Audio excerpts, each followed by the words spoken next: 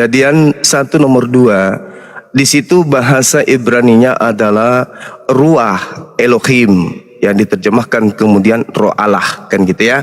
Jadi di situ diceritakan bumi belum berbentuk dan kosong, gelap gulita menutupi samudra, ruah Elohim, roh Allah melayang-layang katanya. Jadi di sini dikatakan bahwa dimaknai bahwa Allah itu adalah roh. Padahal di sini menjelaskan bahwa ruah Elohim artinya udara atau oksigen. Oksigen milik kepunyaan Allah itu kemudian melayang di atas permukaan air.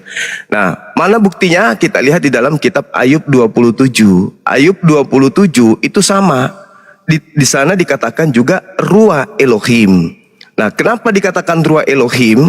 Karena ruah Elohim itu memang identik dengan itu adalah angin atau udara. Ayub 27 nomor 3, selama napasku masih ada padaku, ruah Elohim masih di dalam lubang hidungku. Ini bahaya ini. Kalau ruah Elohim itu diartikan Tuhan, berarti Tuhan ada di lubang hidung. Karena di Kejadian 1 nomor 2, bahasa Ibraninya ruah Elohim. Ayub 27 nomor 3 juga sama, ruah Elohim. Artinya bahwasanya kalau ruah Elohim itu adalah Tuhan, maka Tuhan berada di dalam lubang hidungnya Ayub. Coba, ruah Elohim. Yang betul adalah Salam satu Tuhan.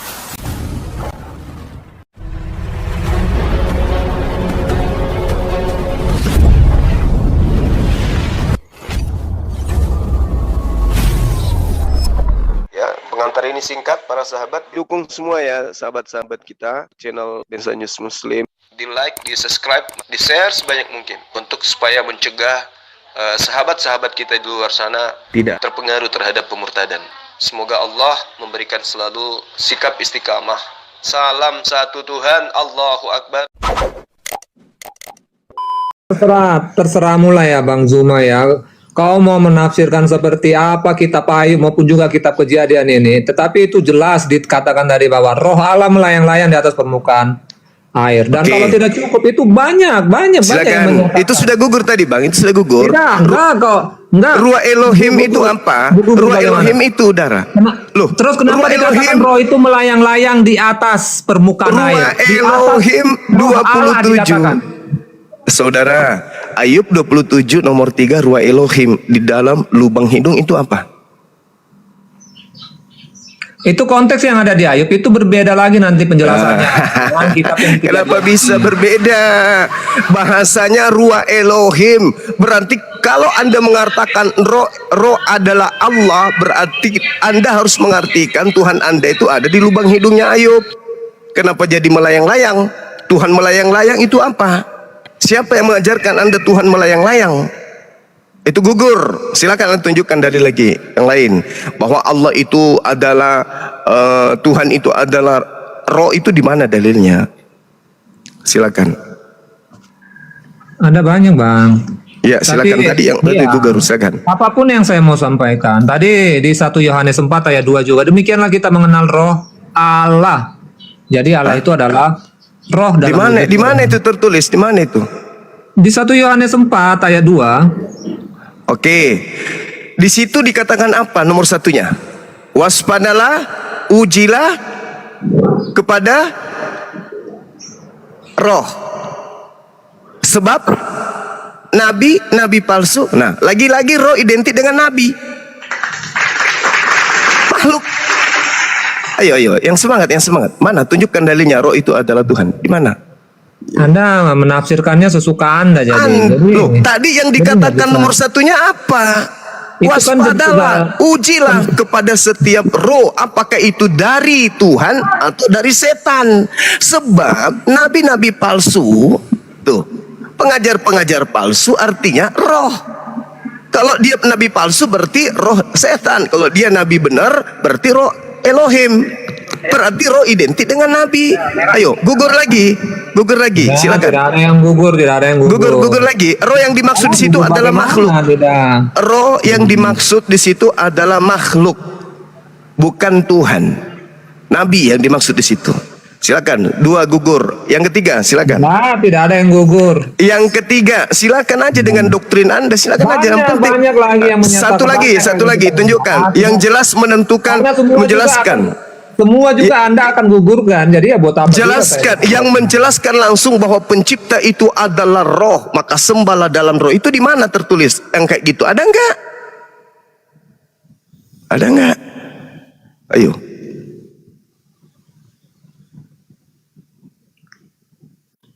Kalau data yang jelas itu seperti misalnya Yesaya 26 nomor 4, sebab Tuhan Elohim adalah gunung batu yang kekal. Nah itu bisa Anda jadikan sebagai dasar. Tuhannya Kristen itu adalah batu, bisa.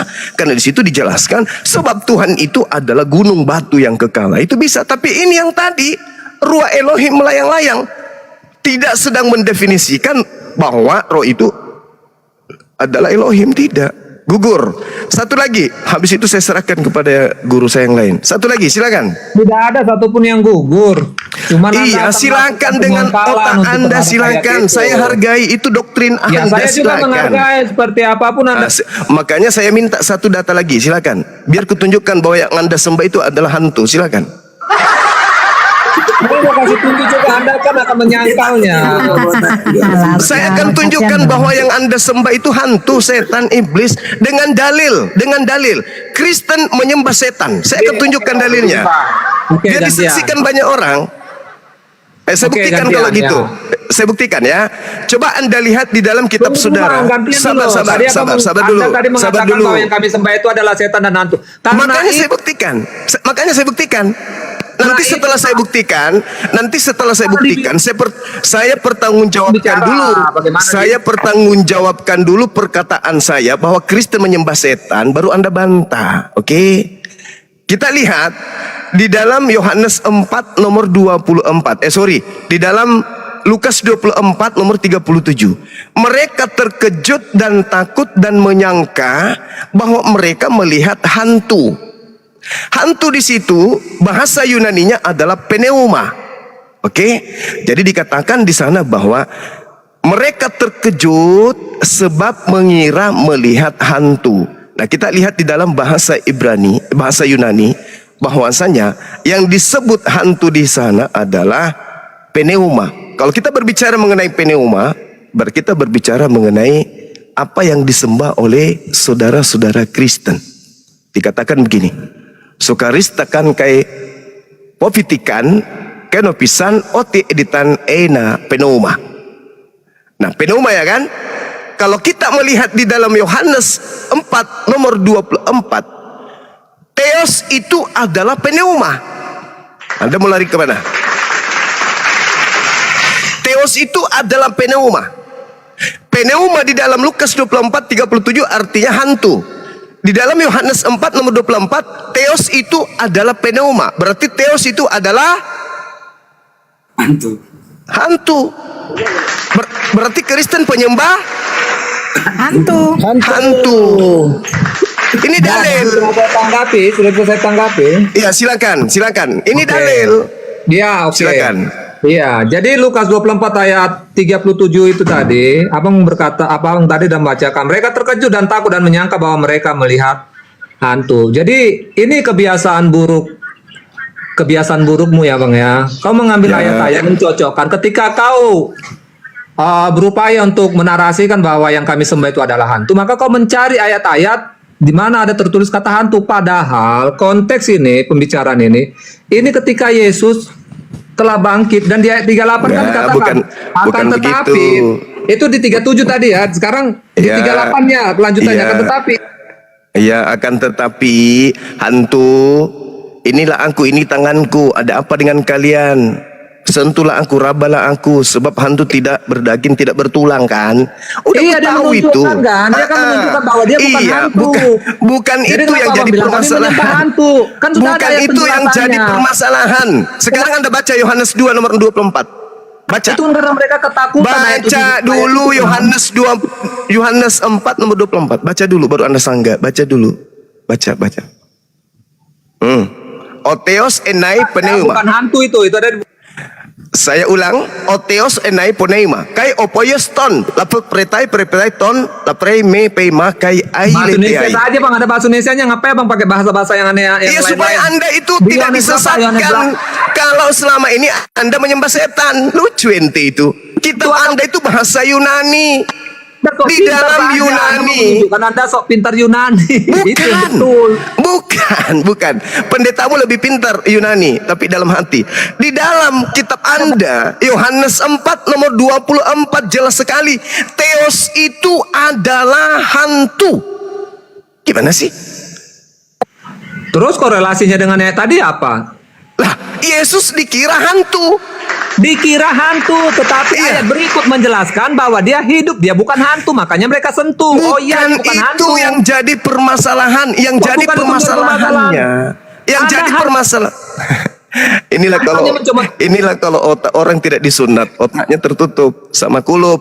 Bung, hantu di sana original teksnya adalah pneuma. Pneuma artinya hantu atau roh halus. Ngerti enggak sampai situ? Bukan masalah Yesusnya. Yang kita maksud di sini adalah nomor 24 dari Yohanes 4. Anda, narasi Anda sekarang sudah berbeda lagi. Tadi Anda mau membuktikan dari Lukas. Saya buktikan Tuhan Anda hantu. Apa sih orang ini? Anda bernarasi bahwa kami menyembah hantu dengan membawa Lukas. Kemudian saya Oke. sampaikanlah ayat Coba, berikut. Coba kau Bukan pasang kupingmu. Coba pasang kupingmu dulu. Jangan cuman apa lebih besar mulutmu daripada kuping. Dengarkan kupingmu baik-baik ya.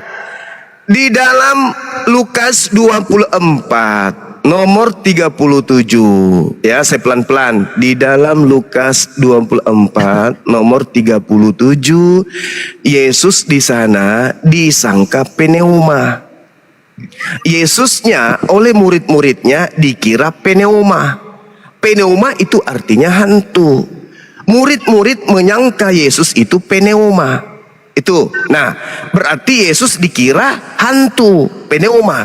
Sedangkan di dalam Yohanes 4 nomor 24, sembahanmu disebut pneuma. Theos itu adalah pneuma. Apa itu artinya? Theos itu adalah hantu. Kok nggak ngerti? Yesus dikira hantu. Memang bukan hantu. Berarti pneuma artinya hantu. Kalau begitu, Theos adalah pneuma sama dengan Theos adalah hantu. Sedangkan itu kan kamu hanya persamaan kata hantu dan roh di dalam Alkitab itu mereka samakan. Tetapi jangan Anda mengatakan hantu itu maknanya adalah roh-roh yang jahat. Karena kan kalau kita lucu ente itu. kalau kita mengatakan berarti hantu, Anda sudah itu kan mendekati. kesannya kan roh jahat. Berarti Anda sudah mendekati paham ya. Jadi Anda sudah paham bahwasanya pneuma itu artinya hantu. Anda menggiringnya ke situ, tetapi yang dimaksud oke. dalam Alkitab Oke, baik bagus. penggunaan kata roh maupun Bagus. Berarti Anda sudah itu roh jahat sudah yang dimaksud hampir. seperti itu. Berarti Anda Karena sudah itu Anda membawa Berarti Anda sudah hampir sampai kepada poin kebenaran. Anda sedikit lagi waras, Saya oke? sudah tahu cara berpikir Anda. Anda sudah sedikit lagi waras berarti kalau begitu. Artinya Anda sudah ada peningkatan ya. Anda sudah masuk kepada level sedikit meninggalkan kegilaan selama ini menyembah hantu. Sudah bisa gantian nanya, bertanya nggak? Sabar dulu. Jadi jelas Oke. ya. Jadi jelas ya silakan. bahwa pneuma mau Anda bolak-balik, mau Anda lilit lidah Anda sampai ke neraka atau Anda lilit sampai 2 hari sebelum kiamat. Pneuma artinya hantu atau makhluk halus. Tidak pernah Tuhan itu hantu, tidak pernah Tuhan itu roh, tidak pernah itu Tuhan makhluk halus. Yang kamu sembah jelas-jelas tertulis pneuma. Berarti Kristen penyembah pneuma sama dengan Kristen penyembah makhluk halus. Paham sampai sana? Udah? Sudah paham bahwa kamu itu penyembah makhluk halus? Kami menyembah roh seperti apa yang Iya, roh Anda itu apa? tulis dalam Yohanes Roh 4. itu apa? Roh itu dalam bahasa Yunani. Dengar dulu, dengar dulu, Roh nanti, itu Bang. dalam bahasa Yohanes Yunani 4. apa? Yohanes 4 ayat roh dalam bahasa 24, Yunani Allah itu apa? roh. Allah itu roh. Ya, roh Tetapi- dalam bahasa Yunaninya apa? Bahasa Yunani roh apa? Nggak ada kaitannya itu dengan dalam bahasa Yunani. Enggak. Saya tanya, kitabmu itu dari bahasa Yunani. Jangan Anda lupa ingatan. Karena memang orang-orang Roma Yunani penyembah roh-roh. Kau jangan lari dari asal usulmu. Jangan lupa cangkang kamu. Ya, kulitmu itu dari Roma. Sekarang kalau di dalam kitabmu sudah mengatakan Tuhanmu adalah roh, jangan kau nangis. Sekarang pertanyaan saya sederhana. Roh dalam bahasa Yunani pneuma. Pneuma artinya apa? Makhluk halus. Oke? Berarti selama ini kamu menyembah makhluk. Makhluk halus. Makhluk halus itu ada malaikat. Sinonim daripada roh itu adalah makhluk halus. Ah, Tetapi bagus. Anda jangan Pintar. Jangan Tuhan Anda kan roh. maupun roh itu menjadi Roh. makna yang tidak baik, makna negatif, bukan seperti itu. Oke, Anda sekarang jangan saya tanya. menggiring makna Sekarang roh, makhluk halus sekarang itu sebagai roh jahat, nggak bisa seperti itu. coba kamu definisikan roh adalah. Saya mau definisikan pun juga Anda nanti juga akan punya definisi sendiri sesuka Enggak. Jangan pakai jurus pendeta kalau ditanya. Oh, bukan Jawab jurus aja. pendeta. Roh adalah. Nggak ada penting itu. Sekarang yang saya tanya sudah bisa nggak gantian bertanya? Saya sudah Roh adalah kesimpulan kan? Roh adalah kesimpulannya adalah roh adalah bla bla bla. Silakan. Habis itu Anda bertanya 1000 pertanyaan. Silakan.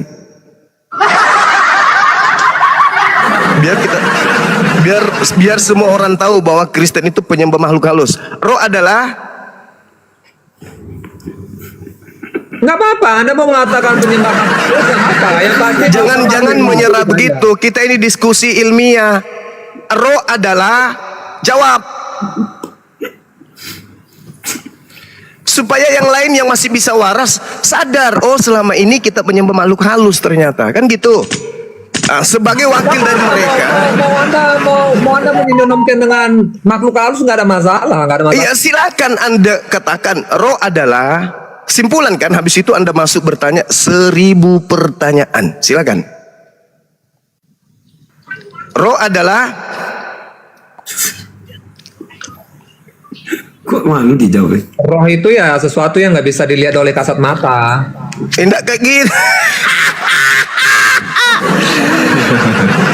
Berani dia. Astagfirullah. Seperti tadi Ayo. nuduh Ibrahim zina gak berani dia.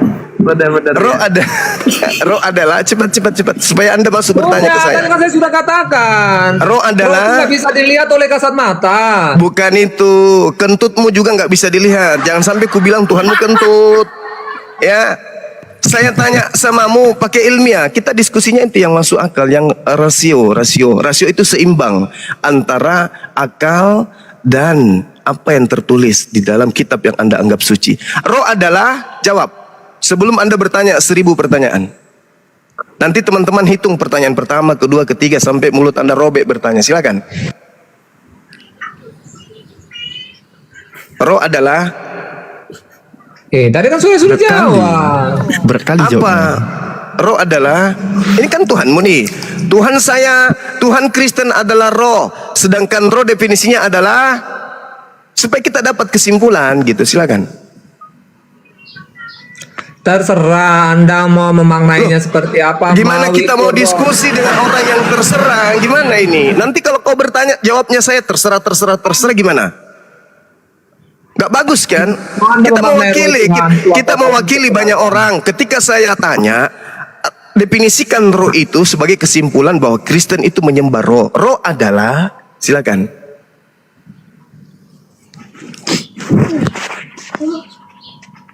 Miau. Sudah, dari saya sudah jawab. Jangan bergeser house Ya sampai sudah, dia. menurutmu apa? Jangan saya, karena saya tidak menyembah roh. Saudara yang harus. Tapi Anda Roh adalah. terus mau bagaimana coba? Saya sudah Enggak, jawab. roh, Anda nggak kamu terima. belum jawab. Kamu belum jawab. Sudah, Roh saya sudah adalah. jawab tadi. Saya sudah Roh jawab. adalah Sesuatu yang sesuatu apa? Roh adalah. saya tadi sudah jawab. Ini yang mute saya ini kurang kerjaan ya. Roh adalah, silakan. Roh adalah. Jangan Tadi saya sudah di-mute jawab. teman-teman. Sesuatu yang nggak bisa dilihat oleh kasat mata. Oke, berarti Tuhanmu setara dengan kentut. Begitu ya? Ya. Tidak bisa dilihat tapi bisa dirasakan. Begitu. Kentut berarti ya. Kesimpulannya salah nggak? Ini cepat sebelum Anda bertanya nih. Tuhanmu, saya nggak Nah, katakan kalau Tuhannya masih Kristen. bertanya, Tuhannya dan tadi Laskar Anda Kristen berapa? setara dengan kentut. Betul? Tadi sudah bisa ganti tanya enggak? Ya kesimpulannya dulu. Kesimpulan dulu. Habis itu Anda puas bertanya sampai sore. Kebetulan waktu saya masih ada 5 menit. Cuman Masya Allah. Assalamualaikum guru-guru Alfi semua. Waalaikumsalam warahmatullahi wabarakatuh. Jadi teman-teman sekalian yang Kristen yang selama ini takut masuk Islam karena takut sama keluarga, hari ini kita saksikan dari saudara kita Laskar Kristus, dia telah menyatakan bahwa Tuhannya itu adalah sesuatu yang halus, yang tidak bisa dilihat oleh panca indera manusia, yang ya mungkin levelnya seperti kentut, angin, setan, jin, ifrit, padale dan seterusnya. Ya itu kesimpulannya. Ifrit. Iya ifrit. Ya.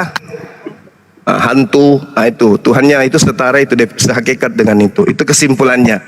Mau dia terima ataupun tidak, ya mudah-mudahan hal ini bisa mengantarkannya kepada hidayah. Amin. Amin. Oke, silakan. Ya Rabbal Alamin. Pertanyaan Silakan. pertama. Pertanyaan Ya, pertama. 1000 ya. Oke, Siapa sekarang pertanyaannya pertanyaannya 1000? Bang ya, Bang Zuma. Iya, silakan. Ya. Tadi ini belum ada teman-teman yang di sini tadi belum bisa jawab. Saya mengulangi saja. Tadi ada Iya, narasi betul. mengatakan bahwa Alkitab, kitab kami itu adalah tulisan-tulisan yang sudah ditambah, terlebih Taurat yang sudah ditambah-tambahi dikurang-kurangi. Jadi katanya bahwa Al-Quran dia hadir sebagai kitab yang sempurna, ya toh? Iya. Oke, kemudian dalam logika saya ya, saya bukan mau bertanya untuk menentang kebenaran yang dari apapun yang kalian mau katakan, bukan. Cuman ini dalam logika saya, katanya kan sudah lebih sempurna. Berarti kan kalau lebih sempurna penjelasan, keterangan di dalamnya harus lengkap. Makanya tadi saya katakan kalau Iya. di kitab Anda, baik di dalam kitab orang Yahudi itu juga yang kami pakai ya dalam perjanjian lama, Taurat. Kemudian kitab para nabi, Yesaya, Yeremia dan lainnya itu kan kami gunakan juga. Iya. Itu kan ada dituliskan. Pertama, ada beberapa tokoh yang ada ditulis di Al-Quran, ada juga ditulis di dalam Alkitab, begitu juga dalam kitab yang digunakan oleh orang-orang Yahudi. Pertama, contohnya tokoh yang pertama sekali manusia, Adam. Di Alkitab dituliskan nama istrinya, namanya Hawa. Orang Abang juga percaya ya, manusia pertama Adam dan Hawa. Terus di kitab Iya. orang Abang ada enggak ditulis Hawa? Itu yang pertama. Yang kedua, kita ambil Abraham. Ya, ini tokoh yang kedua ya, bapak segala bangsa. Abraham. Kalau di Alkitab dituliskan, berikanlah anakmu yang tunggal Ishak untuk dikurbankan. Ada ditulis. Kalau di Abang ada enggak? Siapa yang dikurbankan? Itu yang kedua. Yang ketiga, ini kita kan mau mencari tahu kesempurnaan Iya. kita. Karena tadi teman Abang yang mengatakan kitab mereka yang sempurna, kitab kami sudah dirubah-rubah, katanya seperti itu. Kemudian yang ketiga, tokoh legendaris yang ketiga itu ya adalah Yesus. Yang disalib itu namanya Yesus. Dan orang Yahudi pun mengakui yang disalib itu namanya Yesus. Kalau di orang Abang, Isa itu diangkat hidup-hidup. Kemudian diserupakanlah orang yang nggak tahu apa-apa, dia diserupakan, kaget-kaget dia jadi Isa dan dia disalibkan. Siapa namanya? Kalau dalam Iya. kitab Abang. Ini Silakan jawab, Bang. apa yang Anda pertanyakan? Ini kan kita kan mau mencari tahu kesempurnaan dari kitab masing-masing. Katanya kitab Abang yang sempurna. Oke, Iya, terus? siapa? Abang mengakui enggak bahwa manusia pertama Adam dan Hawa? Iya, Adam dan Hawa. Oke, Terus di kitab Abang di mana dia ada ditulis Hawa? Silakan ditambahkan ilmu saya. baik. Jadi kalau berbicara mengenai kesempurnaan Al-Quran, itu tidak bercerita tentang data-data daripada sensus penduduk. Tidak Saya bercerita bukan tentang berbicara sensus penduduk, saya bicara manusia pertama. Jangan Bang. Ini penting loh, dipotong, Bang. jangan dipotong. Ini jawaban. inilah kemudian kalau orang berdiskusi membahas Islam tapi hanya modal mulut. Oke, Lanjut, Bang. mari silakan. Ya, hanya modal mulut. Yang disempurnakan Al-Quran itu bukan nama-nama. Nanti kau tanya siapa nama istrinya Kain, Habil, anaknya dan seterusnya. Bukan begitu. Allah Subhanahu wa taala memberikan aturan main kepada setiap nabi berdasarkan dengan zamannya. Nabi Adam, terus kemudian nabi-nabi setelahnya, terakhir Nabi Isa alaihissalam. Yang disempurnakan itu bukan nama-nama, yang disempurnakan itu hukum, panduan hidup manusia. Itu yang disempurnakan Al-Quran, panduan hidup yang disempurnakan oleh Al-Quran, bukan nama-nama orang yang ada di dalam Al-Quran. Coba lihat Islam itu, Tuhannya sempurna enggak? Ilmu tauhid mereka tentang Tuhannya sempurna? Tidak. Kasat kusut seperti kalian. Ada Yesus itu Tuhan, ada Nabi, ada Rasul, ada dia oneness dan seterusnya. Kalau di Islam itu sudah sempurna. Tuhan itu tidak diragukan lagi. Allah.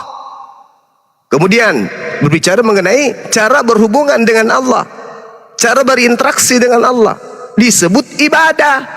Sempurna enggak ibadahnya umat Islam? Sempurna. Salatnya, mau salat apa, semuanya sempurna. Enggak ada lagi yang ditambah, enggak ada lagi yang perlu dikurangi. Sempurna. Jadi semua yang dimaksud dalam Al-Quran itu semua yang terkait dengan hukum yang dibutuhkan oleh kemaslahatan kehidupan manusia. Nah, kalau Yesus sempurna enggak ibadahnya? Belum sempurna, karena belum menjadi satu kaidah. Bahkan Yesus mengatakan, masih banyak yang ingin aku ajarkan, tapi kamu belum sanggup untuk menanggungnya. Tetapi ketika ia datang, yaitu roh kebenaran, dialah yang akan membimbing kamu ke dalam semua kebenaran. Berarti yang datang setelah para nabi adalah kesempurnaan. Makanya dalam Yeremia 29:11 itu, aku tahu rancanganku tentang kalian, yaitu rancangan tentang shalom, Islam. Jadi yang disempurnakan bukan orang per orang, bukan biografi, tapi yang disempurnakan itu adalah hukum yang dibutuhkan oleh manusia. Makanya di Islam itu ibadah paginya, ibadah siangnya, ibadah sorenya, ibadah malamnya, ibadah subuhnya lengkap, sempurna, tak ada lagi. Nah, sebaliknya di Kristen ibadah minggu itu tidak ada asalnya. Enggak ada asalnya. Contohnya kesempurnaan itu kita lihat, ya ayyuhalladzina amanu idza nudiya lis-sholati min yaumil jum'ah. Salat Jumat ada hukumnya, ada perintahnya, ada kaidahnya, ada rukun wajib dan sunnah di sana, sempurna. Kalau dibandingkan agamamu ibadah minggu, mana perintahnya? Tidak ada. Jadi kesempurnaan yang dimaksud Al-Quran itu adalah tata cara bertuhan, tata cara beribadah, tata cara berhubungan kepada sesama makhluk. Hablum minallah dan hablum minan nas. Itu yang disempurnakan oleh Al-Quran. Demikian. Yang belum paham ya, belum paham. Lah Anda kan Kristen, wajar Anda nggak paham. Iya, gantian kan. Anda belum paham inti dari pertanyaan saya. Anda mengakui namanya istri daripada Adam itu namanya Hawa. Yang saya tanyakan, dari mana kalian ambil kata Hawa? Kalau memang kita pandai sempurna, itu loh yang saya tanya. Kedua, Anda percaya bahwa yang dikurbankan itu adalah Ismail? Di mana ayatnya tertulis dalam kitab Anda bahwa Ismail yang dikurbankan, yang diminta oleh Allah? Iya kan? Kan itu kan pernyataan daripada kalian. Kemudian yang ketiga, yang disalibkan itu kami percaya itu adalah yang namanya Yesus, anak daripada Bunda Maria. Banyak kali, jangan diborong sekaligus, kan kesempatan Anda sampai 1000 pertanyaan terlalu. dalam kitab Anda yang disalibkan pula tadi ini. Ada dibilang waktumu itu 1000 pertanyaan, tapi jangan sekaligus Anda borong. Oke. Jadi kalau berbicara mengenai Islam, Nabi Adam disebutkan dalam Al-Quran, kemudian istrinya disebutkan dalam uraian Rasulullah. Hukum Islam itu bersumber dari dua, Al-Quran dan As-Sunnah. Yang menjelaskan tentang nama dari istri Nabi Adam itu adalah baginda Rasulullah Muhammad SAW. Dah selesai. Pertanyaan yang kedua belum selesai Bang, belum selesai. Yang saya tanyakan yang ada.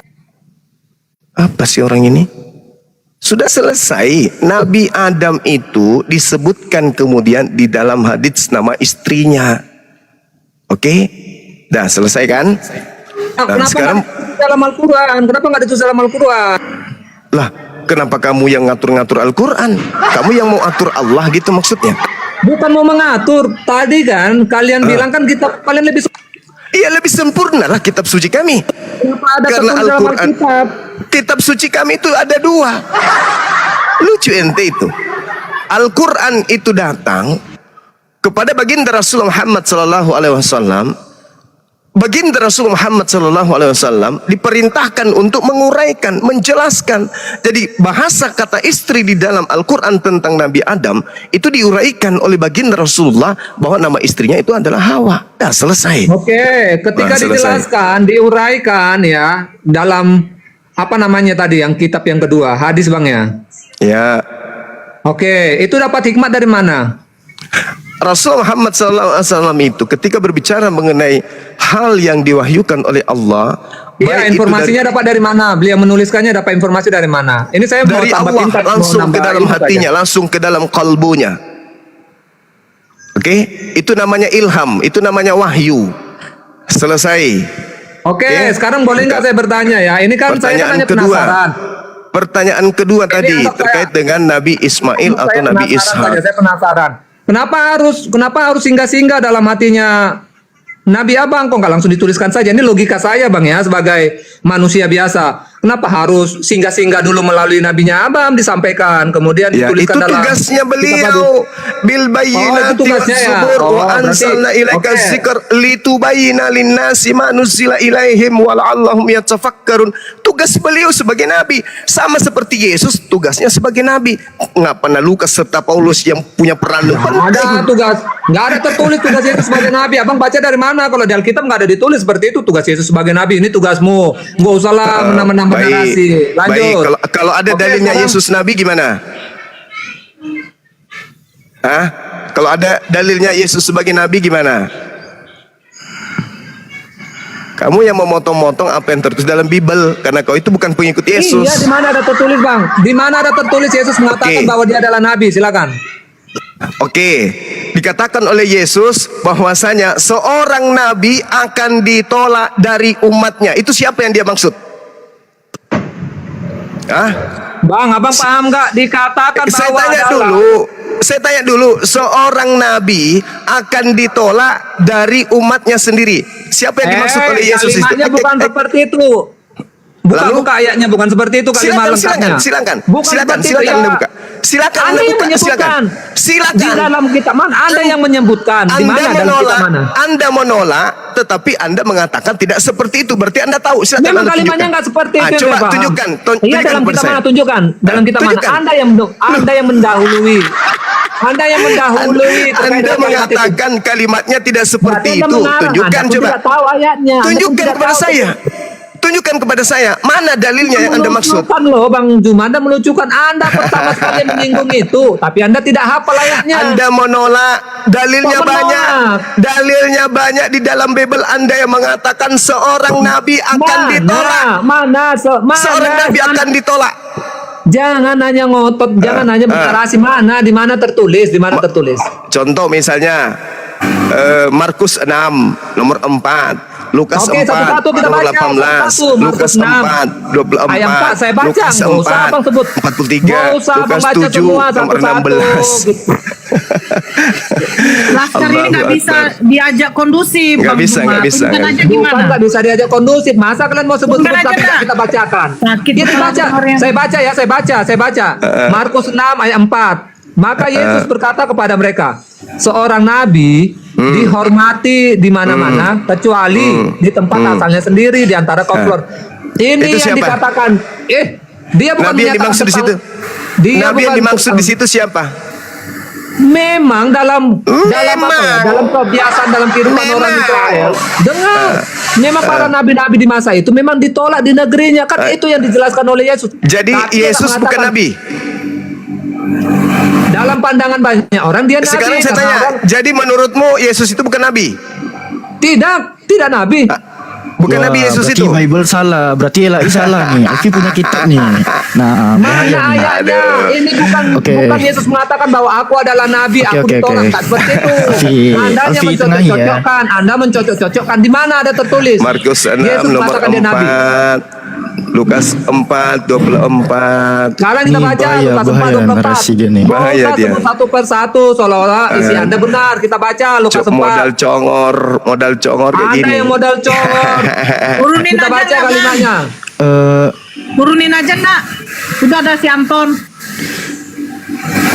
Iya, dia modalnya modal congor aja teriak. Matius, Bang Laskar, Bang Laskar. Baca salah rupanya bang. Matius, Apa salah? Bang Kita lihat Laskar, pembuktian. Bang Laskar. Wah, turun dia. Halo. Iya. Aku berkata kepadamu sesungguhnya tidak ada nabi yang dihargai di tempat asalnya. Itu kenapa Yesus mengatakan itu ya? Karena dia ditolak oleh umatnya sendiri, tuyul. Nah, Mana sih cuma sama Nabi 26?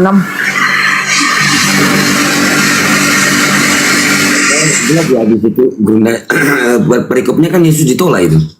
iya, Yesus ngaku nabi, banyak dalilnya. Dia dari tadi ngerotot sendiri.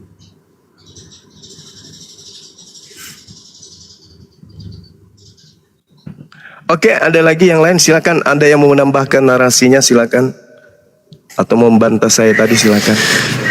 Di Matius 13:57 tadi tuh sangat eksplisit tuh. Lalu mereka kecewa dan menolak dia. Dia di sana kan huruf besar, biasanya kan merujuk kepada Yesus tuh. Terus Yesus ngomong, memang seorang nabi itu dihormati, gitu kan. Tapi yang tadi itu agak meleset itu.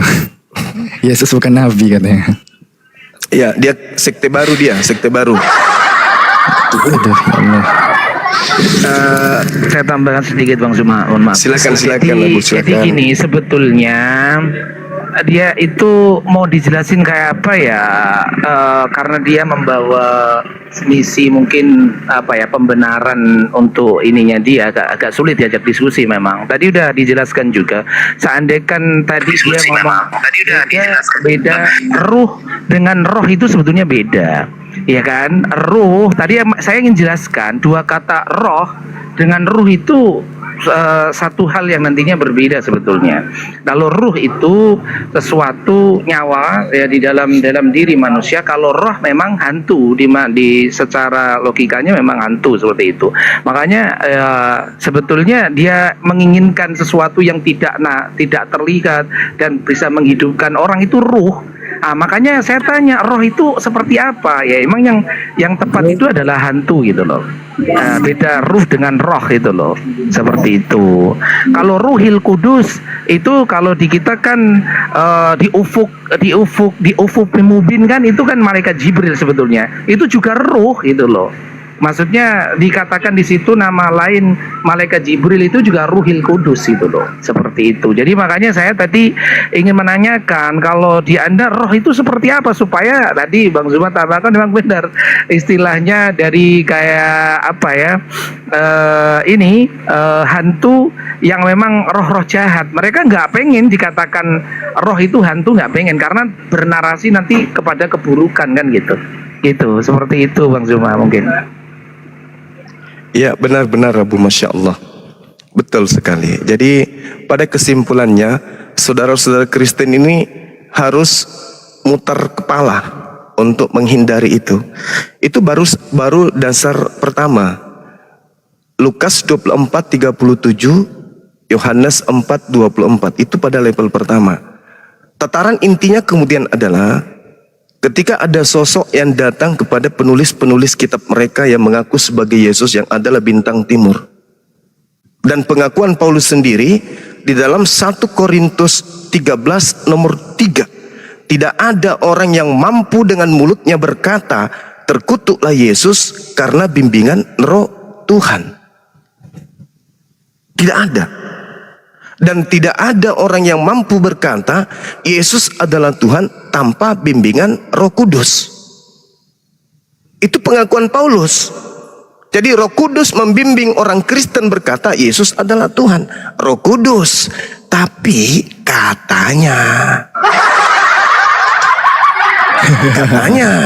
katanya Roh Kudus. Lagi-lagi nanti larinya kemana? Pneumahagios. Apa itu? Hantu bersih atau hantu suci. Hantu suci. Makhluk halus. Holy Ghost. Holy Ghost. Lagi-lagi itu apa? Karena kalau Roh Kudus itu, Roh kebenaran itu atau Roh Kudus itu diterangkan Yesus di dalam Yohanes 16, nomor 13, nomor 14, nomor 15. Roh Kudus, roh kebenaran, Roh Kudus yang datang kepada roh kebenaran akan membimbing manusia ke dalam semua kebenaran. Kalau membimbing semua manusia kepada kebenaran, tidak akan mungkin bertentangan dengan kitab Tanak. Tidak akan mungkin bertentangan dengan Tuhan yang menyatakan diri kepada Abraham, Ishak dan Yakub dalam kitab Perjanjian Lama. Poinnya di Yesaya 45, nggak mungkin bertentangan. Yang namanya roh kebenaran pasti sejalan dengan ajaran ruah yang datang kepada para nabi. Tidak mungkin bertentangan. Nah ini kok tiba-tiba Yesus menjadi Tuhan? Katanya bimbingan Roh Kudus. Roh yang mana? Paulus sendiri memberikan patokan 1 Korintus 12:3. Tidak ada orang yang mampu berkata Yesus terkutuk karena bimbingan roh Theos, roh Allah. Kata dia, kata Paulus. Berarti roh apa yang menghinggapi orang-orang Kristen sehingga bangga dengan mengatakan Yesus telah mati digantung di atas salib karena kutuk dosa manusia. Di situ makanya kesimpulannya memang saudara Kristen ini adalah penyembah roh, penyembah makhluk halus gitu. Demikian. Ada yang keberatan silakan naik kita diskusikan. Saya izin sapa dulu ya Bangku. Iya silakan. Bang Mento, Mentol apa Mento? Mentol, Mento. Halo, selamat siang Bang. Agama apa Bang? Baru masuk Islam. Bang. Oh baru masuk Islam, Masya Allah. Mualaf ya Bang? Iya. Mualaf, kapan? baru 2 tahun. Masya Allah. Masya Allah. Ya, Bang Alea. 2002 tahun dah 2. Iya. Saya sapa dulu nih ya, Bang Alea, Alea si Gupis. Halo, Abang, Kakak. Halo. Ya, selamat siang. Bang Leor, tolong di mute dulu sebentar nanti saya sapa. Selamat siang, Bang. Agama apa, Bang? Islam. Islam? Ya. Ya, kita naikkan Kristen ya, Bang ya. Ada yang mau disampaikan, Bang? Ada. Ya, kalau gitu, Abang Islam apa tidak ini? Masa masuk tidak mengucapkan salam? Halo? Allah Akbar. Maaf ya Bang ya, saya izin turunkan dulu. Oke, Bang Leor, selamat siang Bang Leor. Tadi saya sapa tapi tidak dijawab. Bang Leor. Ya, assalamualaikum. Waalaikumsalam. Muslim ya Bang? Waalaikumsalam. Iya, Muslim, Islam. Ya, ada yang mau disampaikan Bang? Itu aja yang aku hanya mendengar lah, di mana terjemahan Alkitab orang itu memang sangat beruntung kali kenal sama Bang Juma. Jadi aku selama ini aku pun walaupun aku Islam, memang di Alkitab Al-Quran pun aku hanya bisa baca, kurang mengerti. Cuman hanya ayat-ayat sholat lah yang aku mengerti kan. Untuk mengerjakan sholat itu aku mengerti. Diajaran dulu sekolah Arab, dari kecil diajari sekolah Arab kan. Dulu nenekku tuh orang Nasrani masuk Islam, tapi aku lahir udah Muslim. Gitu Pak Juma, terima kasih sama Bang Juma. Ya sama-sama Bang. Oke, assalamualaikum warahmatullahi wabarakatuh. Lanjut Bu.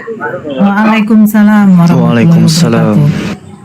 Yang di bawah tolong permintaan yang Kristen yang naik ya. Yang Kristen yang naik biar kita bisa diskusi di sini.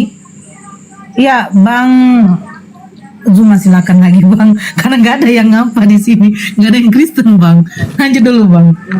Ya, silakan teman-teman, silakan. Jadi gini Bang, tadi saya baru mendengar ya, membaca ya, pengertian apa yang disampaikan Bang Zuma ini masuk akal logika ya, secara nalar maupun akal sehat kita lah, terkait dengan kata-kata tadi Elohim tadi, kata-kata apa namanya, udara tadi ya, sebetulnya ya, memang itu Elohim. udara.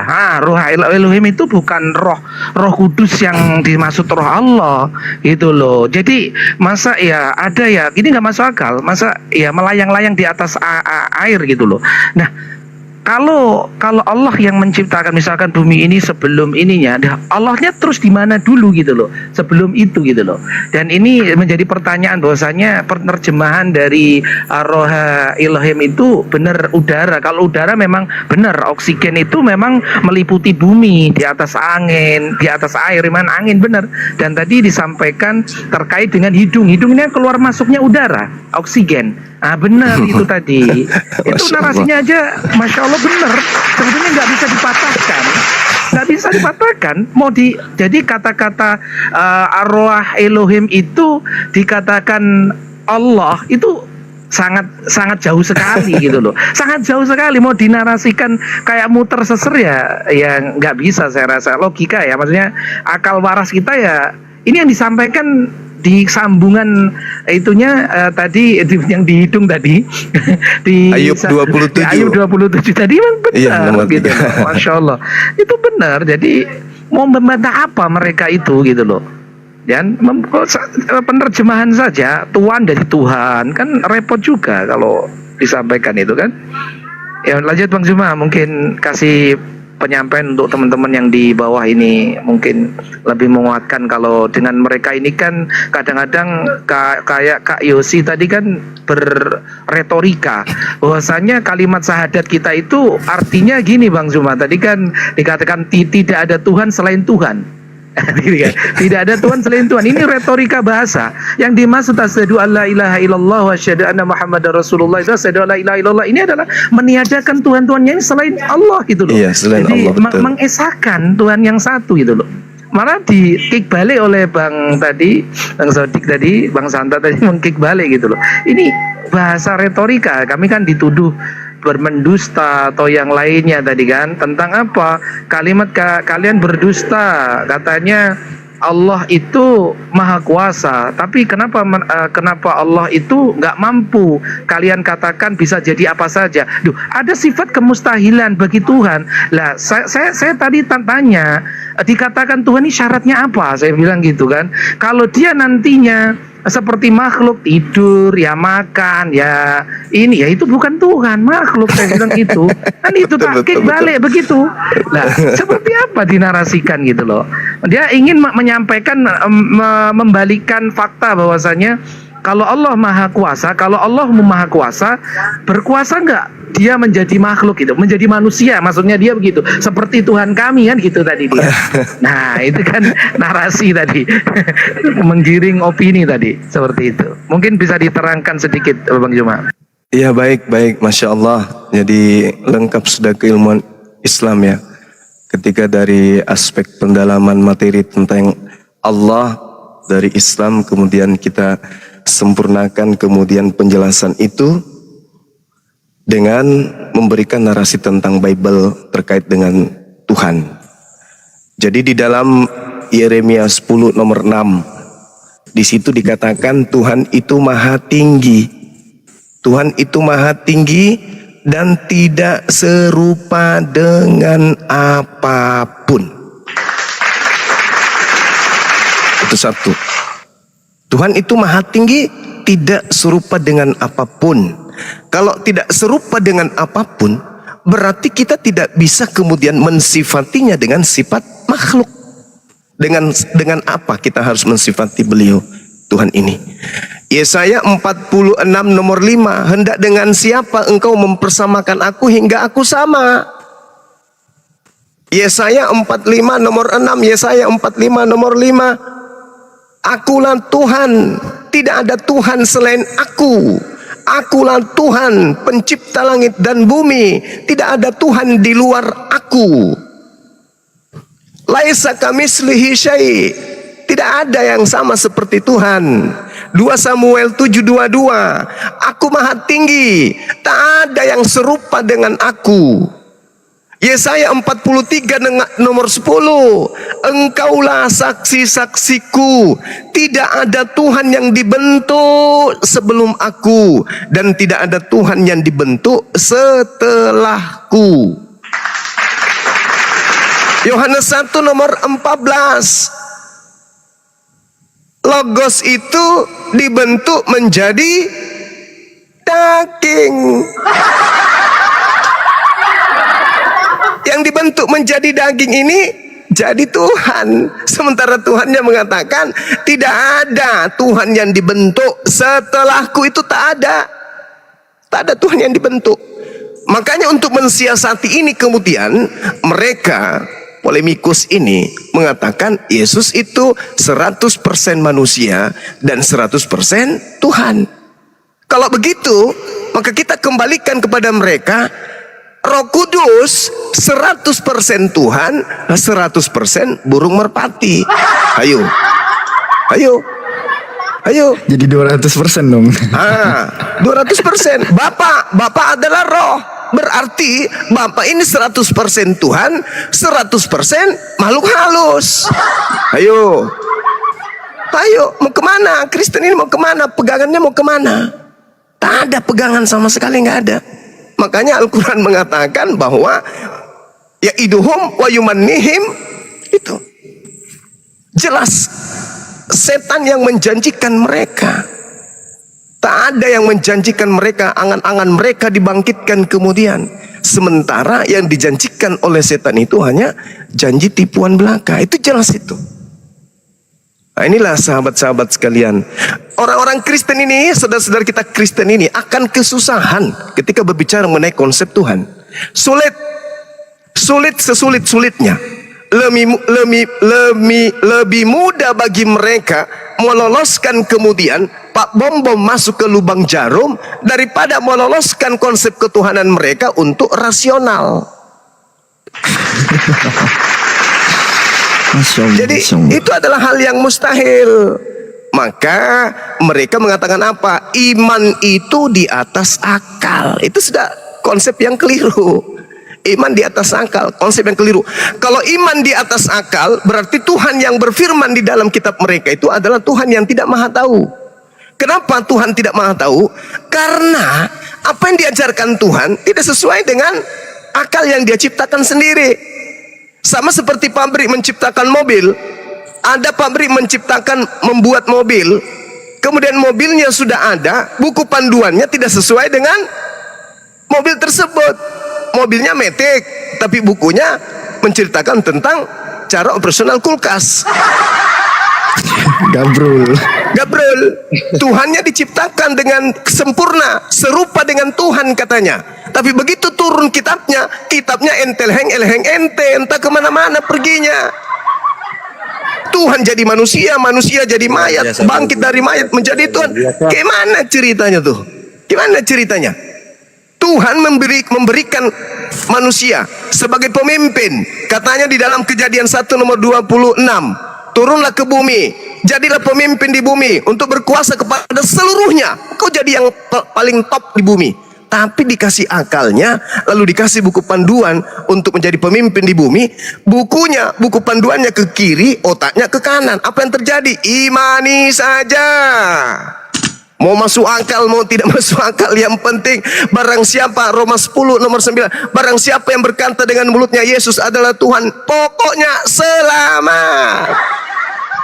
Nah, itu aja intinya tuh. Intinya di situ. Pejamkan mata, dekapkan kedua tangan di depan dada, dengarkan musik, pikirkan keselamatan, lalu bernyanyi dengan suara lembut, neteskan air mata, pokoknya selamat. Itu namanya cuplis. Cukup percaya iblis. Nah, gitu teman-teman, silakan. Baik, alhamdulillah, terima kasih banyak. Jadi gini Bang, kan mereka meyakini juga nih Bang, ada di perdebatan tentang dosa turunan nih Bang. Jadi anggap ya seorang bajingan, seorang pendosa apapun, yang penting kalau percaya Yesus selamat kan gitulah, itu kan. Padahal seorang itu akan menanggung dosa sendiri kan gitu ya. Jadi ini sebetulnya bukan ajaran Isa atau bukan ajaran Yesus kan Bang ya, terkait dosa keturunan itu kan. Coba Bang disingkat aja Bang, di ini biar teman-teman nanti memahami supaya rasional mereka itu terbangun gitu, bahwasanya kalau mabuk ya dosanya tanggung sendiri, jangan disuruh nanggung Tuhan gitu loh Bang. Seperti itu Bang, coba Bang. Iya. Kalau diceritakan kemudian di dalam Kejadian 2, Kejadian 3 nomor 14, 15, 16. Apa yang diterangkan di sana? Yang dikutuk adalah tanah, yang dikutuk adalah iblis. Itu jelas. Tidak bisa keluar dari konteks itu. Ketika Adam kemudian dinyatakan jatuh dalam percobaan, di dalam kitab Kejadian dikatakan Adam dan keturunannya diberkati. Itu satu. Adam dan keturunannya diberkati. Al-Quran, fatalaqqa Adamu min rabbi kalimatin fataba alaih innahu huwat tawwabur rahim. Adam jatuh, kemudian Adam bertaubat, lalu kemudian tobatnya diterima oleh Allah. Berarti tidak mewariskan kemudian kesalahan. Justru yang diwariskan oleh Adam adalah ilmu pengetahuan. Coba bayangkan, di dalam kitab Kejadian, ya, di Kejadian 2, Adam itu kemudian ketika dibujuk oleh ular, ularnya mental. Datanglah ke Hawa, istrinya. Jatuhlah dia kemudian. Apa yang terjadi? Ketika mereka makan buah pengetahuan baik dan jahat, seketika kemudian mereka tahu diri mereka dalam keadaan telanjang. Berarti sebelumnya tidak tahu. Nah, kalau Adam tidak makan buah ilmu pengetahuan baik dan jahat, berarti sampai hari ini Adam telanjang, keturunannya telanjang, anak cucunya telanjang, dan tidak sadar kalau dirinya telanjang. Bagaimana mau jadi pemimpin di atas muka bumi? Cuples, nggak sadar dirinya telanjang, berarti otak nggak berfungsi. Kalau otak nggak berfungsi, bagaimana mau buat listrik, bikin komputer, bikin HP, internet? Mau jadi pemimpin apa? Yang ada turun ke bumi dimakan sama singa, ditelan sama buaya. Jadi itu konsep yang keliru. Harusnya manusia itu berterima kasih kepada Adam alaihissalam. Harusnya. Kalau kita melihat dari, ya silakan. Sabar, diselesaikan dulu, nanti baru disapa kamu. Kamu kan tamu. Lanjut Bang Zuma.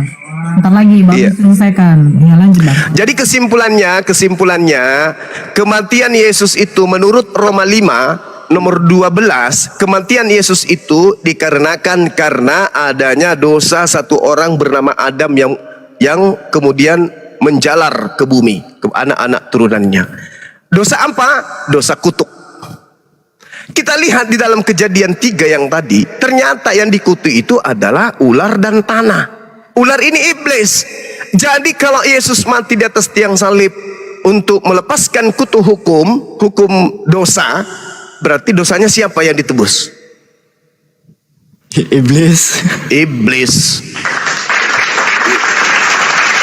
Dosanya iblis yang ditebus. Itu baru paketnya betul. Kenapa? Yohanes 6 nomor 70. Bukankah aku yang memilih kalian muridku yang 12 orang ini, dan satu di antaramu adalah iblis. Iblis ini siapa?